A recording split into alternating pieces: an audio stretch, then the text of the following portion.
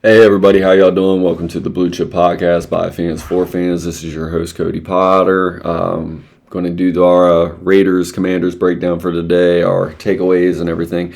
41-24 is a pretty good comeback game for how bad we looked against Green Bay. Pretty excited with what I saw.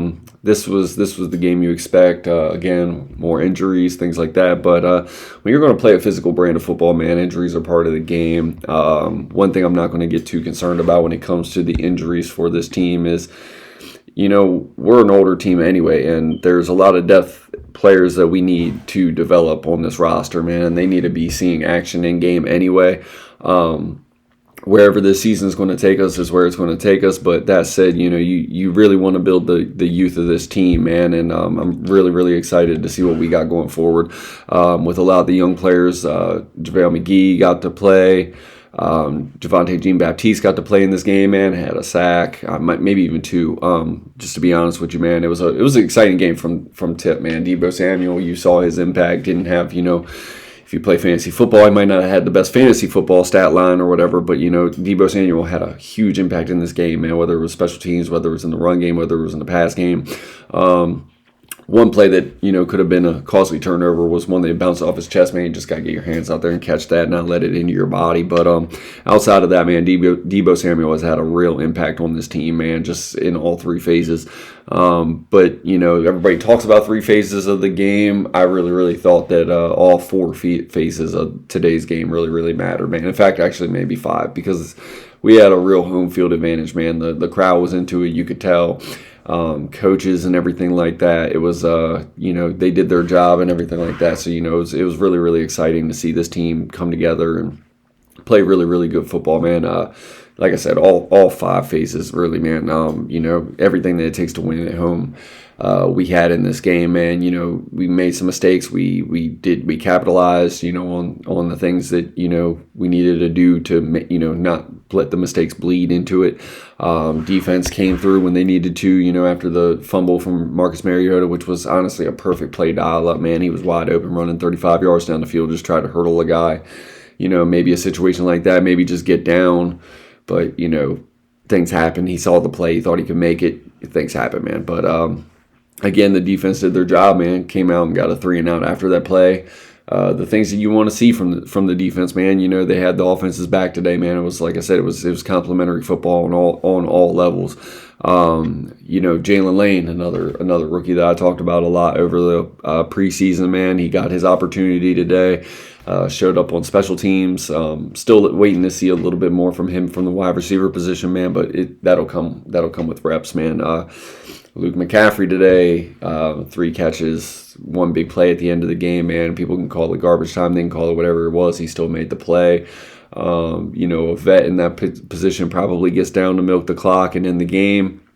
But you're not gonna take away from a player that had a chance to finally make his first career touchdown, because he's been in moments like that before where he's ran down the sideline like that, big play like that, and then not gotten in. So you take that, you let him get it, you let him have his moment, and the game was pretty much at a point from that point anyway. We were already up 10.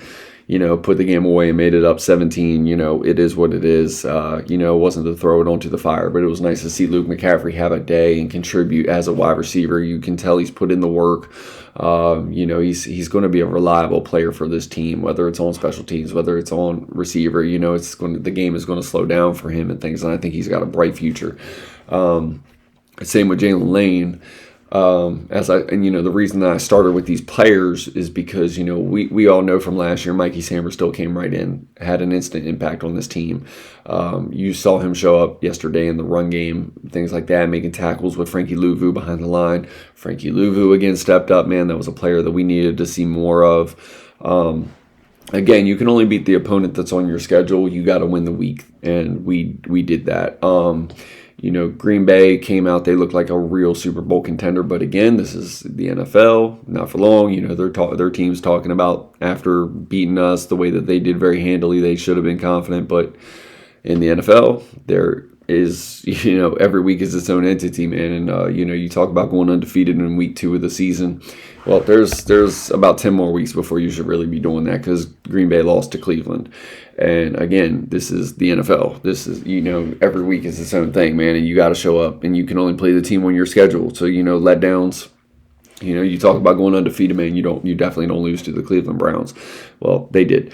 So again, everybody gets ahead of themselves. Everybody wants to overreact each week. A lot of things that I said about us, it went into that fourth phase that I was talking about earlier, man. I felt like we coached against ourselves to beat Green Bay. I think we can beat Green Bay. I think we have what it takes to beat a team like Green Bay, and I think we have all the ingredients needed for that. What I am happy to see is, through the injuries, through everything, I'm seeing the young players on this team develop, man. Trey Amos, in fact, actually on this play, it's just funny that I mentioned that on that play right there, man. Like this dude at cornerback at coverage, this guy is elite, man. This guy has a real special skill set, man. He's going to have to learn to be a little bit more physical at the point of attack in the run game. But, I mean, as far as zone, man coverage, things like that, his length, it really shows up, man. This guy has a knack for getting his hands on the ball. Eventually, he's going to start bringing them in, and once I think that happens, I think the confidence just soars from there. He is willing to stick his head in there and be a tackler, which is why, I mean, honestly, at Ole Miss, at Alabama, he didn't have a problem tackling, so I expect that to get cleaned up as he gets more refined, as the game starts to slow down for him. Again, man, Jalen Lane, man, just a really good day on special teams, man. Multiple times left us with good field position, was getting yards for the punt returns, man, fielded them clean, I think that fast is starting to slow down for him. Before, it was just about catching the ball and just making the right play. Then you started seeing him last week starting to advance the ball. This week, you're seeing him making an impact, seeing the zones, using his vision, using his speed, making one guy miss, which is what it mattered, which is what it takes on special teams, man. And, he did all those things, man. Credit to the special teams for the blocking, just a much better showing. I still have my concerns about Matt Gay, but, he missed the first one. Everybody wants to fire the kicker every time, but he came back, he redeemed himself, made every other kick that we needed him to make in this game, so he had an impact, man, positive. He is a veteran, man, so you expect a veteran presence, from this kicker, man, and the first kick to miss like that, it is what it is. You got to come back and make all the ones after that, and he did do that. So I give credit to Matt Gay, because, honestly, man, I've been a big proponent for this team trying to draft and find itself, a kicker for the long term to develop. He showed why they gave him the most guaranteed money today. He made a 58-yarder before the half, did everything that was asked of him, and I'm just right the ship, man. Make the kicks when it's your job time to make the kick, man. Just go out there settled and calm and do your job, man, because there's a reason you're here. You're a good NFL kicker. Just make the plays that you need to make. Back to the defense. Was really, really excited from what I'm seeing from the interior. Daron Payne, Javon Kinlaw, man. These guys are really, really, really. They're starting to make a name for themselves, man. I really, really like what I'm seeing from these guys. These guys are really, really making the plays that are available to them in the run game, in the pass game. Daron Payne is showing that elite burst off the ball. Javon Kinlaw is really, really commanding double teams. Daron Payne is back to, playing that sound run defense, man, where it's like shadowing one side to the other, setting it up, giving the running back a lane to try to run through, and then closing that gap, coming back to it. I really, really like the way that, Joe Witt is deploying these two. And honestly, I saw Jerzon Newton starting to make some plays, and that's what I'm saying, man. The pivotal point of this team is we have a lot of veteran players. We needed a lot of veteran players to be able to, sustain a culture for this team last year, and we exceeded expectations. Now this year is coming in. You need to start relying on these younger players more, because next year, who knows if Bobby Wagner comes back. Next year, who knows, if Zach Ertz is going to continue to play. Zach Ertz is not having the impact that he had last year, but he is making the catches that are available to him. He's still making the plays, man. As long as he is staying healthy, then we will see what happens. I love Zach Ertz out there, man. He makes the ball. He makes the catches, man. He still finds holes in the zone. I will say this, man. I'm just waiting for the day that Ben Sinnott starts to break out as a receiver, man. This dude can make plays after the catch.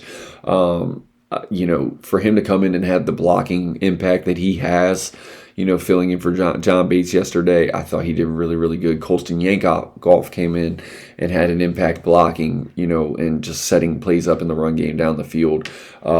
This backfield, man, I think everybody can see that Bill is the most dynamic runner that we have, but I was very, very adamant the first 2 weeks. I'm sure, I've said it time and time again that, Austin Eckler should not be leading the way.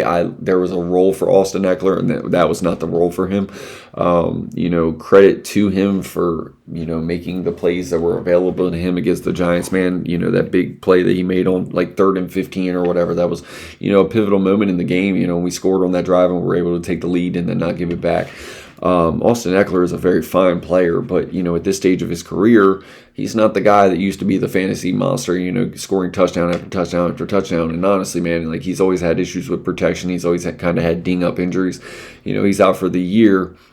I wanted to see Chris Rodriguez. Chris Rodriguez was running really, really good. He looked more explosive in the preseason, man. You really wanted to see him get his opportunity here because he's done everything asked of him, and he ran really, really decisive yesterday. Jeremy McNichols stepped in, man, made that really, really long run, scored a touchdown, man, to get ahead again. Yards after contact, man. That's what it's about for running backs, man. And we got 3 guys that can do that. And, I think it's going to be committee going forward. I think ultimately as Bill develops over the course of the season, I think he starts to sustain more the workload. As long as he can be where he needs to be, as a receiver, as long as he's picking up things as a rusher. You saw him really, really save Mariota yesterday on a play that was a zone read, was a designed run. Max Crosby came in so fast that honestly, Bill just he didn't even go for the ball. He actually just went into block. Crosby still got the sack of Mariota, but without Bill having the wherewithal to actually step in and just try to block him and just throw his body in the way, that's probably a sack fumble right there going the other way. And honestly, man, that could have been a turning point in the game. So I give Bill credit for that because that's what you want to see from a young player. Him step in, throw his nose in there as a blocker. Like I said, that was a designed run, and he ended up being a blocker on the play because it was a zone read. The end is designed to, come free. He's got to make his decision, and the quarterback reads off of that and then designs the play. But he came in so fast that Bill just had to get in there and just be a blocker. And honestly, credit to him, man, because it's showing growth in a department that, Cliff Kingsbury called him out for, not calling him out, to whatever, just to challenge him as a player because he knows he's a hard worker, and he wants to see Bill take that step in the other facets of the running back department, and as far as the responsibilities go. Again, very, very, very, very pleased with what I saw, man. Javonte Jean-Baptiste is a player that I wanted to see, coming into the preseason, got dinged up. He is the only edge that I think is probably he's got the size to set the edge in the run game, and then he has the explosive ability to be be dynamic as a pass rusher. He was a 7th-round player, so anything that you're getting out of him is honestly a plus. Maybe even just being a depth player, but the fact that you're seeing him in the game, having an impact against the run, getting sacks, this is a guy that has the length, the skill set, the motor, the physical strength, that if he can learn another pass rush move besides just his little, rush with power and then rip it out, to get to the quarterback, man, we're talking about a guy that could be, probably a 75 percent snap count type guy, going forward, and that's a 7th-round pick, man. That's an absolute steal. I like what I see from him, man. He's got everything you want from a defensive end as far as build, makeup, body, everything like that. Can he stay healthy? Can he develop? Can he continue to work on his craft? I think his skill set actually, it blends very, very nice with the coaches that we have. Ryan Kerrigan being our pass rush, kind of DN, position coach kind of guy. both of our defensive line coaches are, they were guys that were bull rushers. They rush with power, things like that. So I think his skill set blends very nicely with the type of coaching that we have.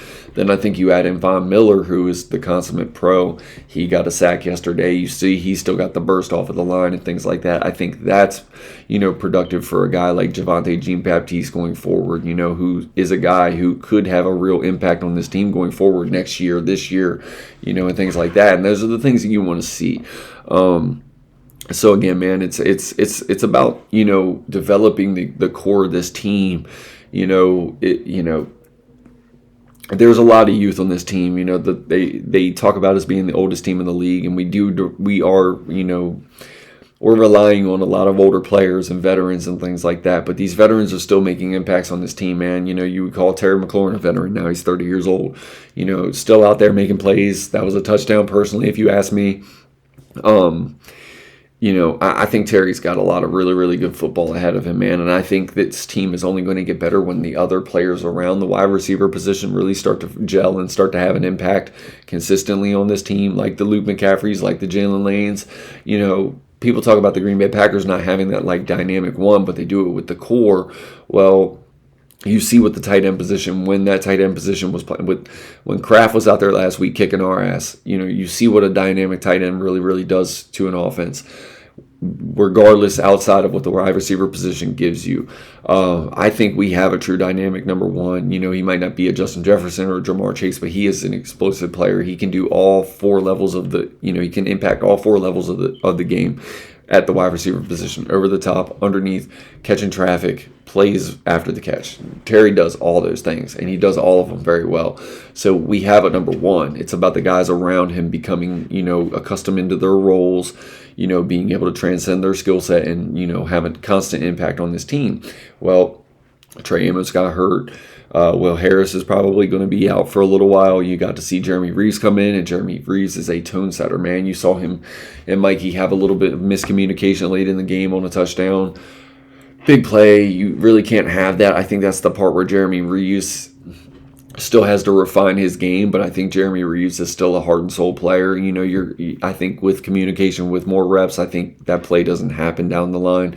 But again, it's something that you can teach. It's something that they can go back and look at, and it's something that they can work on going forward, because communication is key in the back end. I am really tired of seeing every one of our defensive backs get ran over by a running back this year. But I guess when you go up against Ashton Jeanty, Cam Scattaboo, and then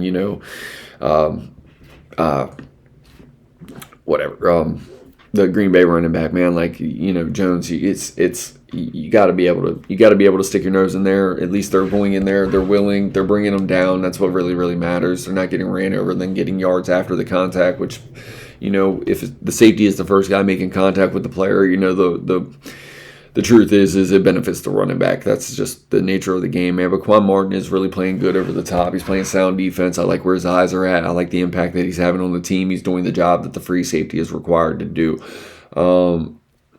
Will Harris has had a really good impact. I think, I miss Jeremy Chinn, but I think as a collection, the coverage is better. I don't know if it's, I think we are missing that physical element that Jeremy Chinn brought to us. I think Jeremy Reeves gives you a little bit more of that, but probably a little bit more lapse in coverage. I think we saw that yesterday, more in the Jeremy Chinn role.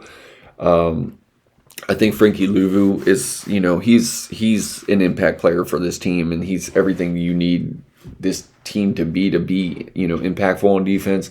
He stepped up yesterday in a big way. That's going to be a schematic way that we're using him from week to week, So, some games you're just not going to see the impact of him because he's drawing more attention, because that's what teams are keying on. They know he's an impact player. They know that he can wreck game plans. But again, that means other players got to step up. So far this season, we're seeing other players step up. We're seeing Dorrance Armstrong getting sacks and things like that. We're seeing, Javonte Jean-Baptiste, and now we're seeing Von Miller. 5 sacks yesterday. Frankie Louvu wasn't a part of them. You saw the Raiders focusing on Frankie Louvu. He still had impact against the run game. And then you saw other players step up around him. That's what you're going to have to see. Daron Payne getting pressure on the quarterback. Do I think a part of that is the Raiders and Geno Smith holding the ball too long? Yes. against a much better opponent with a much better offensive line, a quarterback that's going to get the ball out on time.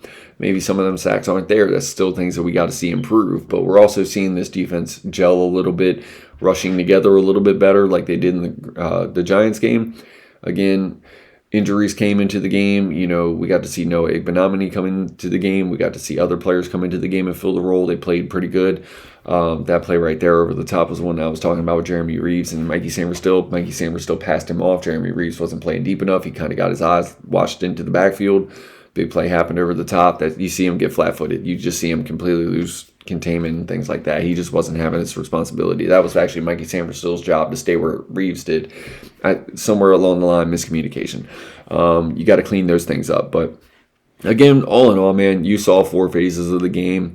You saw them make the plays when they were needed. They didn't let a mistake beat them yesterday. They didn't have their chin down, didn't have to hold their head after a mistake. They got back right into it and stepped up and made the plays that they needed to make. They did a good job of keeping Brock Bowers contained because Brock Bowers is the biggest impact player for the Raiders, which is what you wanted to see. So again, man, everything that we saw from the game was a very good takeaway. Offensive line, I will credit them because honestly, man, they played really good together yesterday. Here's the Luke McCaffrey play and things like that, man. It's every level of the offense, man. It starts up front. You invest the way that we invested on the offensive line. That's what matters. They're going to have the biggest impact on this team.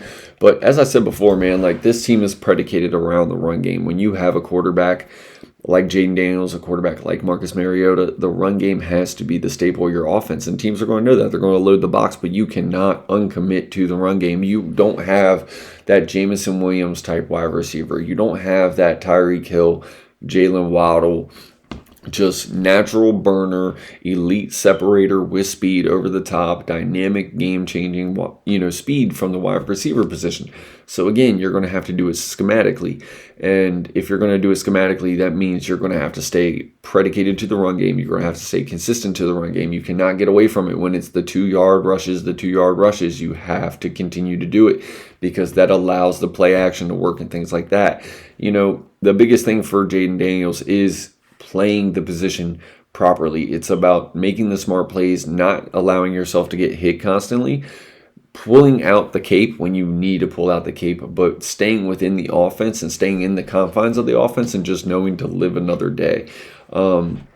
Again, this team is going to be much better week 8 than they are week 1.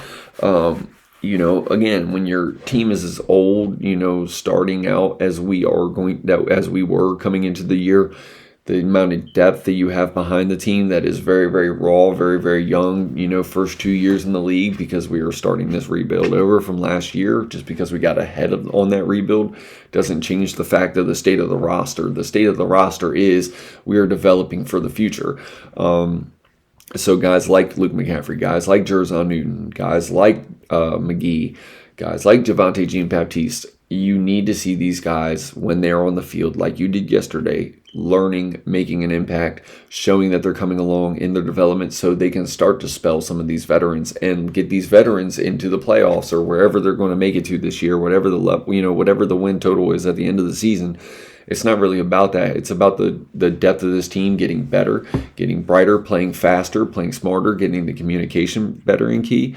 And then, also spelling some of these veterans so they can prolong their season, not be at risk of injuries and, things like that. Because honestly, like when I watch this team, because I see a lack of setting the edge in the run department, it looked better when Javonte Jean-Baptiste was out there.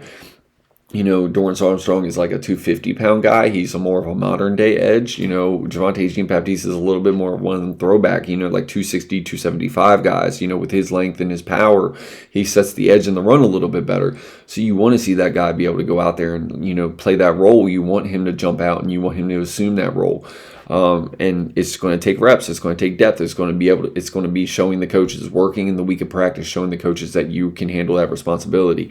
So again, we are still developing a roster. That's why I feel like, just like last year, I said what this team is going to be week 8 is not what we're going to see week 1. I really believe that is very true with this team too. When you got Sam Cosmi out, Laramie Tunsil's still getting it in, but you see Laramie Tunsil, he's starting to really, really stand out, man. From week 1 to week 3, I see a completely different football player, man. Like this dude he's an anchor. He's a force. Josh Connerly, welcome to the NFL, buddy. Because honestly, man, like Abdul Carter, Brian Burns, Rashawn Gary, Micah Parsons, Max Crosby, like welcome to the NFL as a right tackle who's transitioning from left tackle, man. Like this guy is he's holding his own out there, man. I really, really like Josh Connerly coming out of Oregon, man, and like I'm seeing him take strides. I'm seeing him win reps. I'm seeing him win reps that he was losing week 1. That is called development, man. That, like by the end of this year, by the halfway point of the season, this dude is going to be battle tested, man. This guy is going to make a name for himself going forward. There's a reason you took him, man. He's athletic as hell. When you can't tell me when you put Sam Cosmi beside this guy that his game isn't just going to go up to another level just because one, of communication, one, because of leadership and things like that. It's just like all these things are going to stack together. It's going to impact his game. You saw Wiley come in there, who's a better player, in my opinion, than Nick Allegretti. He played very, very good next to Josh Connerly. I think that settled some of the things that Josh Connerly was trying to, kind of make up for before. The inside-out moves and things like that. I think Wiley helped him on those things. Like when guys were making double moves outside in, Wiley was there to assume the responsibility and help Connerly in his assignment. And that's where the continuity for the offensive line really, really comes into play. And I thought we saw that be a little bit better in this game. Next week, people are going to look past them because they're winless, man. But let me tell you, man, a winless team is a hungry team, man. You cannot look past the Atlanta Falcons. I will do my, preview for that game, later on this week. It's Victory Monday. It's really, really nice to see this team get a win against the Raiders. You needed this win. Marcus Mariota came in and stepped up great. Is Jayden Daniels back against the Atlanta Falcons? You would like to see it as long as he's ready. I think he will be. The biggest thing for Jayden Daniels to me is do the same thing you did last year, not the same style of play, whatever. I'm developing your skill set, man. Like you're a truly dynamic player. You're special. This team goes as far as you go. It is nice to have Marcus Mariota as a backup, man, but like you are a slighter frame guy. Like you have to be able to know when a play is dead and, whatever. Like, yes, you have a special gift that really kind of changes the element of that, but you have to protect yourself, man. Like the first and second quarter of certain games, man, like it just isn't the time for certain plays. Trust your players, man. Get the ball in Deebo Samuel's hands. Get the ball in Jalen Lane's hands. I think he's been trying to do certain things like that, but again, help your offensive line help you. Get the run game established, things like that. I think we came out and we tried to play a lot of superhero ball the first 2 weeks. I think the offense looked sluggish because of that. I think Marcus Mariota came in and just did the job, made the plays that were available to him. Honestly, could have had a 4-touchdown day with the Terry McLaurin play and then, things like that. If Jalen Lane makes that catch on that one fade route, that was, kind of offsides on the defense, that wasn't called. That's a 4-touchdown day for Marcus Mariota. Those are the things that we saw from Jayden Daniels last year after he got hurt in the Panthers game when he kind of started to settle his thing down. Like, okay, I got to live to see another play, get rid of the ball, things like that. Just don't make a bad play worse. Don't make a negative, don't make something that isn't totally bad into a negative play, things like that. Just throw the ball away, protect yourself, live to see another down, stop getting hit as much. I think there's a lot of things that can be cleaned up in Jayden Daniels' play. I expect him to do it because I think he's that type of player mentally, physically, everything. So again, man, I'm just, it's nice to get a win. It's nice to come out with a victory.